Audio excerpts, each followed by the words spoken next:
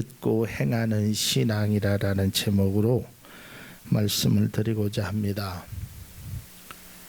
얼마 전에 그 뉴스에서 큰별쌤이라는 닉네임을 가진 그 최태성 선생님의 인터뷰를 들은 적이 있습니다.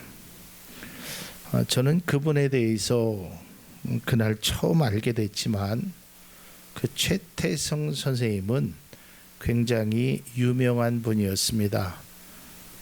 온라인 강의로 약 500만 명 이상이 그것을 청취했고, 특별히 한국사를 공부하는 사람에게는 매우 익숙하고 유명한 선생님이었습니다. 그 선생님이 이번에 책을 한 권 발간하셨는데요. 그 책 이름이 역사의 쓸모라는 그 책이었습니다. 거기에서 저자는 말하기를, 길을 잃고 방황할 때마다 나는 역사에서 답을 찾았다. 역사의 중요성을 강조하고 있습니다. 특히 우리나라 사람이면 한국의 역사를 알아야 한다라고 그는 주장하고 있습니다. 이제 그러면서 그 선생님이 말씀하시기를, 많은 사람들이 생각하기를 역사라는 것은 그저 학교 다닐 때 배우는 것, 그저 시험을 치르기 위해서 암기하는 것, 외우는 것, 듣는 것, 이렇게 생각한다라는 것입니다. 그것은 참된 역사의 의미를 모르고 있다라고 말씀합니다. 그러면서 그는 책의 제목을 역사의 쓸모, 역사가 쓰임받는 것이 단순히 시험을 위한 것이 아니라는 것을 말하고 있습니다. 역사를 통하여 자신을 발견하고, 역사는 인간의 삶에 다양한 쓸모가 있다라는 것을 주장합니다. 저도 조만간에 이 책을 구입해서 한번 읽어보려고 합니다. 왜냐하면 그의 인터뷰를 들으면서 제 나름대로 이 설교의 어떤 모티브를 제가 거기에서 다시 한번 생각했습니다. 근데 그 선생님이 말씀 중에서 제가 가장 인상 깊게 들었던 것이 이런 내용이었습니다. 만일에 수학의 문제를 풀다가 이 도저히 풀 수 없는 문제를 딱 만났을 때 사람들은 어떻게 합니까? 이제 이렇게 사회자에게 묻는 것입니다. 물론 그 주변에 수학 선생님이나 또 그것을 풀 수 있는 능력이 있는 사람이 있다면 모르지만, 아무도 없는 곳에서 내가 수학 문제를 풀어야 되는데 이게 문제가 안 풀렸을 때 하는 것은 뒤에 해답지를 본다라는 것입니다. 굉장히 공감이 갔습니다. 저도 수학 문제를 풀다가 그게 풀리지 않으면 뒤에 해답지를 보면, 거기에 이렇게 방법이 있고 이러한 과정을 통해서 이렇게 풀어간다라고 풀이게 나와 있습니다. 인생의 답을 역사에서 찾는다는 것입니다. 자막은 지워주셔도 됩니다. 인생의 답을 역사에서 찾는다. 근데 저는 그리스도인의 답은 하나님의 말씀에서 찾아야 된다. 제가 거기서 그걸 깨달았습니다. 물론 그전에도 생각을 했지만, 여러분, 사람이 인생의 답을 역사라는 그 한정된 시간 속에 일어났던 사건 속에서 답을 찾는다면, 그리스도인은 역사를 주관하시는 하나님의 말씀을 통하여 우리가 거기서 인생의 답을 찾아야 하지 않겠습니까? 오늘 본문의 말씀은 우리에게 아주 익숙한 말씀이 됩니다. 반석 위에 세운 집과 모래 위에 세운 집. 여러분, 이 말씀은 예수님께서 사역을 하시면서 마태복음 5장에서 7장까지 이르러 산상수훈에서 산에 올라서 사람들에게 말씀하시죠. 우리가 잘 아는 대로 심령이 가난한 자는 복이 있나니 천국이 저희 것이며, 이 팔복도 말씀하시고 아주 여러 가지에 대해서 말씀하고 있습니다. 다시 말해서 이 산상수훈이라는 것은 예수님의 가르침을 아주 집약적으로 잘 드러내는 귀한 말씀이기도 합니다. 그 내용에는 앞서 말씀드렸지만 팔복의 내용이 있고요, 사회적으로 그리스도인들이 어떻게 해야 되며, 다른 사람을 돕는 것, 또 기도는, 또 금식은, 이웃 사랑은 어떻게 해야 되는지 예수님께서 아주 조목조목 구체적으로 말씀하고 있습니다. 우리가 인생을 설계하면서 누구든지 반석 위에 세운 집을 원합니다. 오늘 우리 집사님이 기도하였지만 우리 인생에서는 비바람이 몰아치고 홍수가 나기도 하고, 또 여러 가지 비가 많이 오고 바람이 불고, 뭐 여러 가지 고통의 순간들이 누구에게나 다 있습니다. 문제는 바람은 안 불을 수가 없습니다. 홍수는 안 날 수가 없습니다. 다시 말해서 우리가 인생을 살면서 비바람을 안 맞고 눈보라를 맞지 아니하고 고난의 시간을 맞지 않는 사람은 거의 없을 것입니다. 문제는 그 고난이, 그 비바람이, 그 눈보라가 내가 반석 위에 집을 세우면 결코 나를 무너뜨릴 수 없다라는 것입니다. 그런데 문제는 아마 누구나 이 자리에 계신 모든 분들이 반석 위에 집을 세우고 싶어 하실 것입니다. 누가 모래 위에다 집을 세우고 싶은 사람이 어디 있겠습니까? 사상두각처럼 말입니다. 모래 위에 세운 집은 무너지고 쓰러지는 것을 아는데, 비가 안 온다고 해서, 바람이 불지 않는다고 해서 거기에다 세울 사람은 아무도 없을 것입니다. 그런데 왜 사람들이 또 예수님께서 이 말씀을 하셨을까? 그러면 반석 위에 세운 사람, 집을 세운 사람과 모래 위에 집을 세운 사람은 어떤 차이가 있는 것인가? 돈이 많은 사람은 반석 위에다 세우고, 요즘 말로 하면 좋은 정보를 가진 사람은 반석 위에다 세우고, 연약하고 돈이 없는 사람은 모래 위에 세우느냐, 그것이 아니라는 것입니다. 앞서 말씀드렸듯이 그리스도인은 인생의 해답을 하나님의 말씀에서 찾아야 하는 것입니다. 그것이 바로 모래 위에 세운 집과 반석 위에 세운 집의 차이입니다. 예수님께서 그 차이를 이렇게 말씀하십니다. 마태복음 7장 24절에 있는 말씀입니다. 그러므로 내 말을 듣고 그대로 행하는 사람은 반석 위에다가 자기 집을. 26절을 보겠습니다. 그러나 나의 이 말을 듣고서도 그대로 행하지 않는 사람은 모래 위에 집을 지은 사람이다 라고 말하고 있습니다. 우리는 일주일에 적어도 한 번 이상 하나님의 말씀을 듣습니다. 또 여러분 개인적으로 하나님의 말씀을 읽고 묵상하기도 합니다. 그런데 정작 우리가 하나님의 말씀을 듣고 읽고 묵상하는 데는 많이 익숙해 있습니다. 그런데 문제는 그것을 실천하지 않는다는 것입니다. 오늘 예수님이 말씀하신 대로 그것을 행하지 않는다는 것입니다. 말씀대로 살려고 애쓰지 않는다는 것입니다. 이것이 바로 모래 위에 세운 집과 같은 사람이라는 것입니다.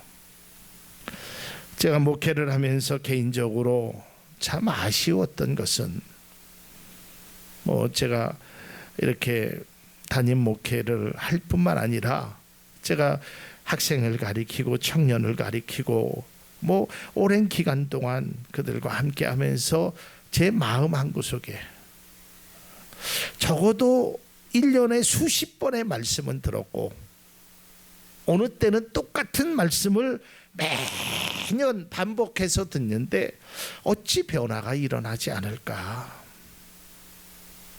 그 해답을 바로 여기서 찾았다는 것입니다. 하나님의 말씀, 예수님의 말씀을 듣고서도 그대로 행하지 않았다는 것입니다. 말씀을 들을 때는 아멘이 됩니다. 말씀을 읽을 때는 은혜가 됩니다. 기도를 할 때는 눈물이 나기도 합니다. 찬양을 할 때는 기쁨이 있기도 합니다. 그런데 문제는 여기서 끝난다는 것입니다. 여기서 멈춘다는 것입니다. 앞서 말씀드렸지만 역사를 역사책으로만 시험을 보기 위함으로 생각하는 것처럼 우리는 하나님의 말씀을 말씀으로만 은혜로만 생각하는데 문제가 있다라는 것이었습니다. 주님은 말씀하십니다. 들었으면 행해라. 그 말을 듣고 그 말을 보고 은혜가 되었으면, 깨달았으면 그대로 행하라는 것이었습니다. 제가 10여 년 전에 그 부산에서 컨퍼런스를 한번 다녀온 적이 있었습니다. 거기에는 청소년들 뿐만 아니라 청년들, 장년들 해서 적어도 수천 명의 사람이 모여서 그 컨퍼런스를 하는 것이었습니다. 찬양을 할 때 보면 제가 인솔한 학생들이 펄쩍펄쩍 뛰고 난리가 나요. 그 밑에가 이런 정리가 되지 않은 그저 세면바닥 같은 데서 막 뛰면 먼지가 날 정도로 막 찬양을 그렇게 뜨겁게 합니다. 그럼 목사님이 와서 말씀을 하고 또 찬양을 하고 기도를 하고 말씀을 정말 영적인 그 능력이 막 느껴질 정도로 그 컨퍼런스는 굉장히 은혜가 됐습니다. 많은 사람이 은혜를 받았겠죠. 많은 사람이 찬양을 통하여, 기도를 통하여, 말씀을 통하여 깨달음을 얻었을 것입니다. 목사님께서 아주 열정적으로 귀한 말씀을 증거해 주셨거든요. 또 찬양 인도자가 제가 거기에서 느끼는 그 찬양대원들이 거기는 수십 명이 있는데 아주 백발을 하신 연세가 많으신 분들이 막 손을 치면서 찬양을 하는데 그 모습만 봐도 굉장히 은혜가 되었습니다. 그런데 문제는 점심시간 때였습니다. 시간이 점심시간 되니까 그 앞에 있는 백화점의 식당으로 사람들이 뛰어가는데 전쟁터를 방불케 할 정도로 뛰어가는 모습을 보았습니다. 거기까지는 이해를 할 수 있었습니다. 그런데 가서 빈자리에 앉으려고 하면 여기는 우리가 미리 잡아놓은 자리입니다 하고 누구 하나 양보해 주지 않았습니다. 그래서 제가 인솔을 했던 학생들은 그저 거기 식당에서 밥을 먹지 못했습니다. 그게 밥을 먹지 못해서 그런 것이 아니라 제 마음에 참 속상함이 있었습니다. 그것은 지나가던 사람이 이렇게 말하는 것을 제가 들었습니다. 경상도 사투리로 저 예수쟁이들이 문제다. 저것들 때문에 문제다. 참 마음이 아팠습니다. 아니 분명히 목사님은 섬겨라, 나누라, 또 찬양의 가사 속에서도 하나님의 자녀는 이렇게 해야 된다라고 그 가사에서도 있고 말씀에서도 있고 기도에서도 있고 성령도 그렇게 말씀하시는데 그 은혜가 컨퍼런스라는 믿음의 사람들만의 은혜였다라는 것입니다. 그 장소를 나가는 순간 그리스도인이라는 옷을 다 벗어버렸습니다. 믿음이라는 것을 다 잃어버렸습니다. 은혜라는 것은 요만큼도 찾아볼 수 없는 마음이었다는 것입니다. 듣는 것으로 끝나면 이런 모습이 되는 것입니다. 우리의 신앙이 바로 모래 위에 세워진 것입니다. 받은 은혜가 점심시간 1시간 서로 악의 다툼으로 자리 다툼으로 결국 모든 은혜가 다 소멸되는 것 같은 느낌을 받았습니다. 읽는 것으로 끝나면, 아는 것으로 끝나면, 부르는 것으로 끝나면 우리의 믿음의 변화가 없다라는 것입니다. 제가 읽은 책 중에 아멘 다음이 중요하다라는 책 제목이 있습니다. 아멘이 되었다면, 믿어졌다면, 은혜를 받았다면 그것을 행해야 하는 것입니다. 하나님의 말씀이 교회에서만 적용되어서는 안 되는 것입니다. 마치 컨퍼런스 현장은 정말 영적인 풍성한 은혜의 현장인 반면에 밥 먹는 순간에는 아주 몰상식한 그러한 사람들의 눈살을 찌푸리는 모습이었습니다. 다른 사람이 아닙니다. 똑같은 사람입니다. 은혜 받았던 사람이고 찬양 불렀을 때 감사의 눈물을 흘렸던 그 사람들, 목사님의 말씀에 아멘으로 화답했던 그분들이 결국은 삶의 현장에서는 그 모습은 단 요만큼도, 요즘 말로 하면 단 1도 찾아볼 수 없었다는 것입니다. 역사책이 공부할 때만 필요하다고 느끼는 것처럼 하나님의 말씀이 우리의 삶의 전 영역에서 필요한 것이 아니고 오직 교회에서만, 믿음의 사람에게만 필요하다라고 생각하는 것은 바람직하지 않은 것이고 절대로 그렇지 않다라는 것입니다. 하나님의 말씀은 우리의 삶을 이끌어주는 등대와 같은 것입니다. 여러분, 칠흑같이 어둠 속에서 배가 항해할 수 있었던 것은 그건 바로 등대라는 것이 그것을 인도해내는 것입니다. 여러분, 비행기가 시속 900km로 달리다가 착륙할 때나 이륙할 때 그 비행기를 그 관제탑이라는 곳에서 어디로 내려라, 어디로 떠라라고 다 지시하는 것입니다. 그래서 시편 기자는 이렇게 표현하고 있습니다. 시편 119편 105절입니다. 주의 말씀은 내 발의 등이요 내 길의 빛이니이다. 오늘 본문의 말씀, 우리가 잘 아는 반석 위에 세운 집과 모래 위에 세운 집에 관해서 말씀하기 바로 직전에 예수님께서 이렇게 말씀하셨습니다. 마태복음 7장 21절에 보면 나더러 주여 주여 하는 자마다 천국에 들어갈 것이 아니요 다만 하늘에 계신 내 아버지의 뜻대로 행하는 자라야 들어가니라.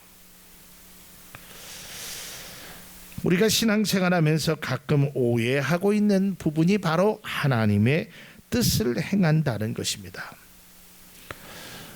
가끔 제가 그런 질문을 받습니다. 학생들에게, 목사님, 우리 같은 연약한 학생들이 어떻게 하나님의 뜻을 행할 수 있지요? 저는 힘도 없고 돈도 없고 능력도 없는데요. 그래서 사람들은 이 하나님의 뜻을 행한다는 것이 무슨 특별한 사람이나 제사장이나, 구약으로 말하면 제사장이나, 신약 성경에 오면 예수님의 제자들이나 사도 바울 같은 사람들만 하나님의 뜻을 행하는 것으로 우리는 오해하고 있습니다. 특별한 사람의 전유물로 생각하기도 합니다. 그리고 그 하나님의 뜻은 엄청나게 큰 일을 의미한다라고 생각합니다. 그러나 절대 그렇지 않음을 성경은 말하고 있습니다. 데살로니가전서 4장 3절에서 4절 말씀. 하나님의 뜻은 이것이니 너희의 거룩함이라. 곧 음란을 버리고 각각 거룩함과 존귀함으로 자기의 아내 대할 줄을 알고. 그냥 가정에서 일상적인 삶 속에서 얼마든지 이루어질 수 있고 누구나 할 수 있는 일이 바로 하나님의 뜻이라는 것입니다. 그리고 우리가 명확하게 잘 아는 말씀이 있죠. 데살로니가전서 5장 16절에서 18절. 항상 기뻐하라. 쉬지 말고 기도하라. 범사에 감사하라. 이것이 그리스도 예수 안에서 너희를 향하신 하나님의 뜻이다. 하나님의 뜻을 행하는 것이 무슨 사도 바울처럼 또 어떤 순교자처럼 목숨을 내놓고 하는 그런 엄청난 일만이 아닙니다. 그 일도 하나님의 뜻이지만 그저 쉬지 말고 기도하고 범사에 감사하고 주님을 찬양하고 기뻐하는 것, 이것이 바로 하나님의 뜻이라는 것입니다. 어찌 보면 매우 단순한 것일 수 있습니다. 내가 할 수 없는 특별한 영역이 아니라 누구든지 마음만 먹으면 할 수 있는 것입니다. 그러기에 그리스도인들에게 진정으로 필요한 신앙은, 여기 계신 우리 모두가 다 필요한 신앙은 듣고 행하는 것입니다. 아는 것으로, 외우는 것으로, 기억하는 것으로, 느끼는 것으로 멈추면 안 되는 것입니다. 행해야 하는 것입니다. 작은 것 하나라도 실천해야 하는 것입니다. 아주 오래전에 신학교 다닐 시절에 제가 아주 좋은 책을 소개받아서 그 책을 읽은 내용입니다. 지금도 잊혀지질 않습니다. 그 책에 어떤 분이 이제 예수를 믿고 내가 하나님 앞에 기도해야지. 그래서 인류의 구원을 위해서, 인류를 내가 사랑하는 사람이 되기 위해서 기도를 했다고 합니다. 그런데 얼마 지나지 않아서 그의 기도가 뭐 인류는 고사하고 내가 대한민국 땅이라도, 대한민국 백성이라도 사랑해야지라고 기도했다고 합니다. 그러다가 그의 기도는 점점 축소되어서 나중에는 내 가족이라도 사랑하는 자가 되어야 되겠다라고 기도했다고 합니다. 이때 주님께서 음성을 들려주셨습니다. 사랑하는 아들아, 인류 구원의 시작은 내 이웃을 네가 직접 사랑하는 것이다. 그걸 깨달았다라는 것입니다. 여러분, 하나님의 말씀은 단순히 지식을 전달하기 위한 것이 아닙니다. 창세기, 출애굽기, 레위기, 민수기, 신명기, 사사기, 룻기, 사무엘상하, 역대상하, 뭐 66권을 마태, 마가, 누가 다 외우는 것, 성경은 몇 권이고 어떻게 쓰여졌으며 아는 것 필요합니다.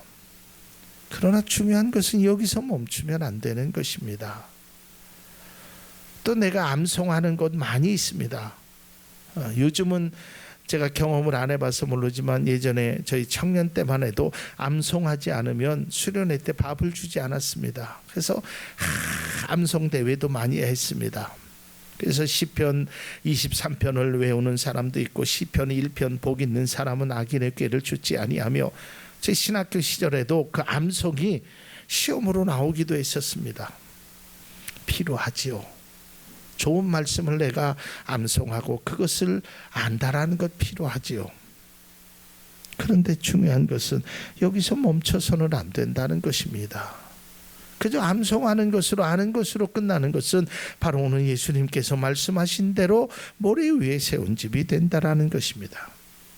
오늘날 많은 그리스도인들이 큐티를 합니다. quiet time이라고 해서, 그래서 어떤 말씀을 묵상하고 그곳에 담겨진 지식과 뜻을 알아가는 과정, 또 거기 말씀에 기도합니다. 근데 이 큐티에 꼭 들어가고 중요한 것이 있습니다. 그것이 바로 적용입니다. 나는 이 말씀을 어떻게 적용할 것인가. 그런데 그 적용하는 것을 우리가 좀 뭐 숙제 검사라고 할까요? 그 전에 적용하는 사람들의 그 적용문을 제가 좀 본 적이 있습니다. 그런데 굉장히 추상적입니다. 관념적입니다. 내가 이 말씀을 들어보니까 내가 기도해야겠다. 그래서 내가 앞으로 기도하는 그리스도인이 되리라. 여기서 끝난다는 것이었어요. 적용해 내가 기도하는 그리스도인이 되리라, 이게 아니라 나는 적어도 하루에 5분은 기도하겠다, 이게 행하는 것입니다. 그러니까 우리는 말씀을 듣고 너무 그 추상적인 생각 속에서 살아간다라는 것입니다. 말씀을 듣고 은혜가 되었다면, 그것이 하나님이 나를 향하신 말씀이라고 느껴지면 그대로 실천해야 하는 것입니다. 너무 어려운 것부터 하려고 하지 마십시오. 너무 많은 것을 하려고도 하지 마십시오. 작은 것, 그거 하나라도 일주일에 단 한 번이라도 우리가 실천할 수 있어야 되지 않겠습니까? 내가 누구를, 내 이웃을 내 몸과 같이 사랑하라라는 주님의 말씀, 오늘 데살로니가 전서 5장 16절에서 18절에 있는 말씀처럼 쉬지 말고 기도하고 범사에 감사하고 항상 기뻐하고, 이것이 하나님의 뜻이라고 내가 여겨진다면, 내가 범사에 감사해야지, 쉬지 말고 기도해야지, 항상 기뻐해야지, 이것으로 끝나면 안 된다는 거예요. 적어도 내가 의도적으로라도 내가 기뻐하리라, 내가 하루에 단 1분이라도 내가 하나님 때문에 기뻐해 보겠다, 어려운 환경 중에 내가 단 1분이라도 하나님 앞에 진짜로 감사해 보겠다, 이 실천의 의지가 일어나야 되는 것입니다. 믿음은 신앙적인 삶에만 국한하는 것이 아니라고 누누이 말씀드렸습니다. 우리의 사회적인 삶, 또한 우리가 하는 어떠한 모든 전적인 삶의 영역에 적용되고 실천되어야 하는 것입니다. 제가 몇 년 전에 그런 설교를 했습니다. 믿음은 알미 아니라 삶이다. 믿음은 아는 것이 아닙니다. 믿음은 사는 것입니다. 그래서 사도 바울은 빌립보서 4장 9절에 너희는 내게 배우고 받고 듣고 본 바를 행하라, 그리하면 평강의 하나님이 너희와 함께 계시리라 라고 말씀하고 있습니다. 사랑하는 성도 여러분, 본문의 말씀에 주님께서 누구든지 어떤 사람이든지 나의 말을 듣고 행하는 자가 반석 위에 집을 세운 사람이라고 그랬습니다. 하나님의 말씀을 들었으면, 믿음으로 깨달아졌으면 그 작은 것이라도 한번 실천해보는 그런 믿음의 용기가 우리에게 필요합니다.